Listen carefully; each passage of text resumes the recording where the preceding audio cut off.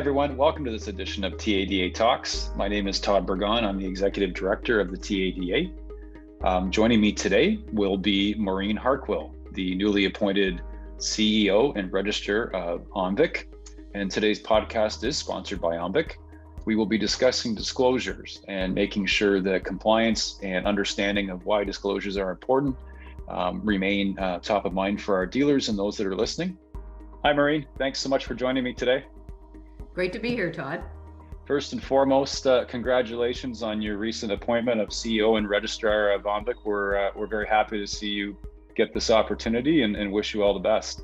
Well, thank you. I know it's I'm still getting used to it. This is week 2 for me, and it is an honor. I am really looking forward to tackling everything that's ahead of us, and of course working with the industry, because we've already got great relationships with you and of course with other industry associations, and we want to build on those relationships and continue to make a difference in the industry.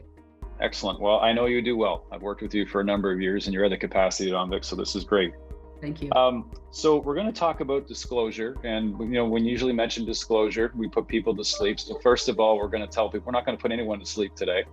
But why don't we kind of just start from, what would drive you and I to even have a conversation about disclosure when it's something that a dealer may say, of course, I know all about disclosure. I've been doing this for 20 years. What's changed since then? So let's start there. Well, sure. And I think we all know that, coming out of the pandemic and even through the pandemic, in fact, that we're seeing vehicle shortages.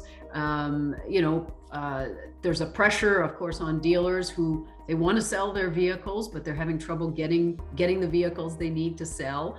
And of course, that also means that you're going to have other elements that are going to get involved in the industry, and whether it's fraudsters or more curbsiders. Those are all things that push and put pressures on the industry and on dealers. And, I think that's when actually the whole issue of disclosures actually becomes even more important, because we also know that consumers right now are desperate to find vehicles and vehicles that they can afford. And, to make sure that the dealers share with consumers what they know about that vehicle is just so fundamental and so important. It's so much easier to be upfront and to say what's going on and to share with that consumer what the status is of that vehicle, where there may be issues, whether there was an accident over 3,000 or, whatever. It's just so much easier to be upfront about it, and then to make a transaction that is a positive transaction for both parties. So, we have 22 disclosures under the Motor Vehicle Dealers Act that need to be disclosed to consumers. Wow. And this is one of, you're right, this is very basic for dealers, but, we still unfortunately do see some issues out in the industry that, some disclosures are not being made. And that just ends up oftentimes resulting in a call to OMVIC saying, I didn't know that car was a daily rental. Right.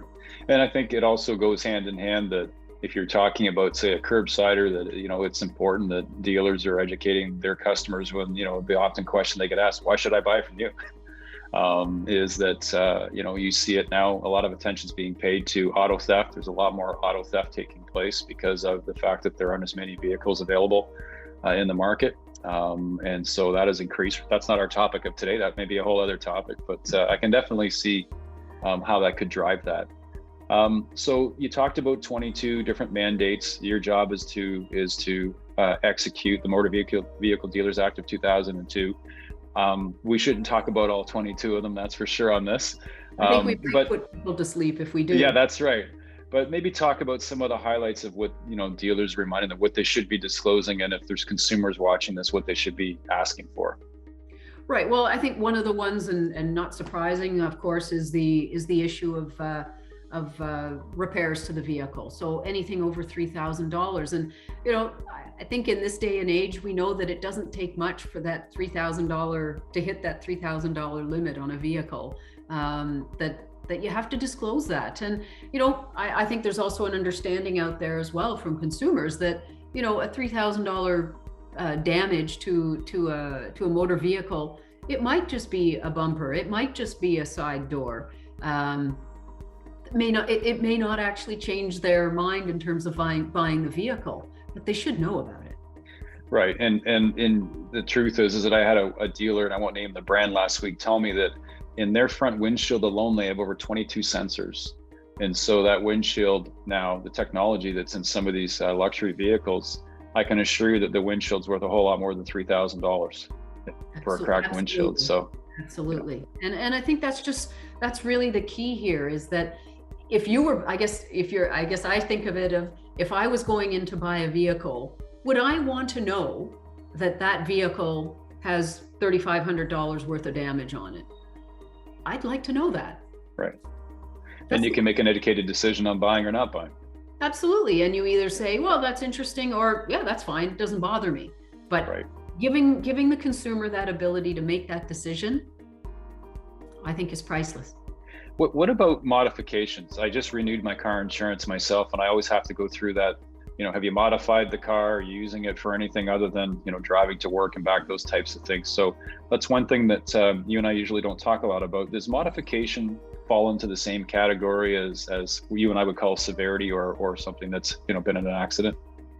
Yeah, and it is, because really the test is about, anything that's effectively substantially modifies the vehicle, or that really could impact that buyer's decision to purchase that vehicle. So, again, if the dealer knows about it, be open, be transparent.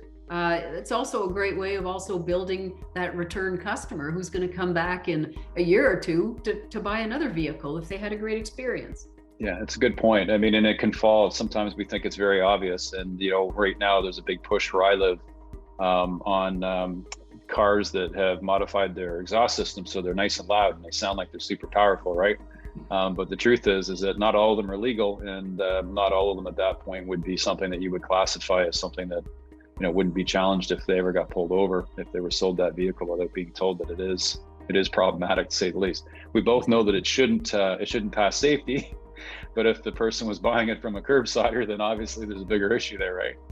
Absolutely. And I guess taking you back to one of your questions earlier about, a consumer going to a dealer and asking, why should I buy from you?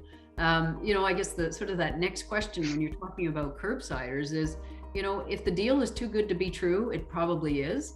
So for a consumer who just, thinks they're going to buy that car down the street, buyer beware. Yeah, and I'm the first one that I could probably list, an hour's worth of reasons why they shouldn't be buying from somebody in that particular case versus a new car dealer. Yeah. If I'm a dealer, which I'm not, your background is you're a lawyer, which is a good thing. So you understand the law much better than I would. So why is it important for me to comply with just these disclosures? I mean, and I'm not saying that they ever would, but what happens if somebody said, well, you know what, I'm going to comply with those 18 out of the 22 because those ones are the ones that make the best sense to me. So maybe take us out from that perspective. Yeah, I guess really when you think about disclosures as a whole, it's about past use and history and the condition of the vehicle. That's what all those 22 disclosures really go to. And if a vehicle has been a rental vehicle, that it's likely had a whole lot more wear and tear. And maybe you don't necessarily see it in the vehicle, but perhaps it's under the hood that you're seeing it. So, I think those are things that, again, are important for the consumer to know. And if the dealer has that kind of information, the legislation is clear that those 22 disclosures must be made by a dealer under the Motor Vehicle Dealers Act. So, I think the other piece to it is if a deal doesn't go as well as it could, there's always that potential that the consumer may call OMVIC and may reach out to our consumer support team for help if something goes wrong. And, that just means time and effort on the dealer's part, dealing with OMVIC, trying to resolve the issue and hopefully come to some arrangement with the consumer. And of course, that's what our consumer support team tries to do, is we try to mediate between a consumer and a dealer to see if we can resolve whatever the outstanding issue is. Yeah, and my past experience has been is that 9.9 out of 10 it gets resolved. Absolutely. Through that process. You're right. And then, if for some reason it doesn't get resolved, then there are other mechanisms that we can use within OMVIC if the matter is still a problem, and we can take other action if necessary. So, I think if a dealer, I think I've got to think they want to continue to focus on selling vehicles and keeping customers happy. Doing the disclosure piece is an easy one to do, and to be open and transparent. So being open and transparent is something that is obviously very important in terms of building trust. It's also important ethically in the world that I live in. But is it law? Well, let's put it this way. Certainly our code of ethics also talks about acting in an ethical manner. And, that's all part of, I think running a business that is good for the business, good for employees, but also good for consumers. And that's really, of course, when you think about OMVIC's mandate, our mandate is about consumer protection, consumer awareness, and then that other piece, which is compliance. And that's really, and registrant professionalism and all of that gets built into it. So, both things I'm very passionate about. And I think there's just so much that we can do going forward to help support dealers to be in compliance. Agree. And I think that one of the takeaways here is to remind them that compliance and disclosure is law, because the MVDA is something that is enforceable by law. Absolutely. Good. It's not to be threatening, it's to be educated. You're absolutely right. And that's why we do so many things in terms of helping dealers from a resource perspective. We have webinars available to help dealers with issues. We now have a dealer support team that's there to answer questions. If a dealer's not sure about something, call us. Call the dealer support team.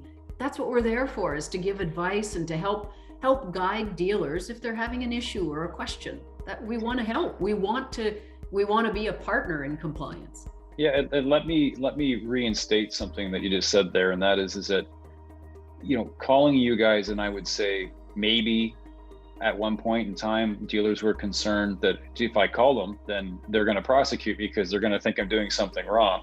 I would say that the OMVIC that I've been working with for the last number of years now, that isn't how you guys operate. Is that, the phone call is certainly worth, in your opinions that I've experienced, it's worth a lot more to help them than certainly the will to go and punish. And I think that's something you guys have worked hard on getting out, is like, hey, call us. We're not here to be the bad guy. We're here to actually provide solution, and those resources you just named will help do that. Absolutely. And we're committed to them going forward. Right. I've had some people tell me in my role that, I did disclose that. My salesperson told them that. And so I guess my last question would be to you, is verbal enough in disclosure, or does it have to be in written? No, it has to be written, and that's the way to do it. That really is the optimal way and the required way to protect both parties. It protects the dealer to say, yeah, I wrote it down. It's right there. And then for the consumer to see it and understand it right in front of them. I think we've all experienced situations where we're shopping and we're looking to buy something, and sometimes you get overwhelmed with what's going on, what you're looking at. The best way to protect both parties, have it written. Couldn't agree more. Before I let you off the hook here, so to speak, I want to remind everybody that our podcast today has been generously sponsored by OMVIC. Thank you for helping sponsor this, so we could talk about this important topic. I usually close these podcasts by asking a personal question. Don't worry, it's not going to be painful. Well, do you remember what the first car was that you purchased, why you purchased that make and model, and for how much it was? Purchased. Not stole, purchased. Well, I don't know if your question is, I guess I think back to my first car, which yes. I didn't purchase. My grandfather gave it to me. That's okay. That qualifies. It was a 1977 Chrysler Cordoba. It was a boat. Yes. It was huge, but it drove beautifully. Did it fit in the garage? No. It did not. It was, I don't know how many feet long it was, but no, it didn't. But it was a beautiful drive. Well, at the time that you had it, it was the right time to have it. If you had to gas that thing up today, then you would be cursing it every time you hopped in and turned the key over. But that's great. Thanks for sharing that. My pleasure, Todd. Listen, Maureen, we're going to wrap up here. We're going to complete this edition of TADA Talks. My guest has been Maureen Harquail. And Maureen, once again, congratulations on your new appointment. We look forward to working with you, and we will see you at the auto show in February. I'll be there. Thanks very much, Todd. You're welcome.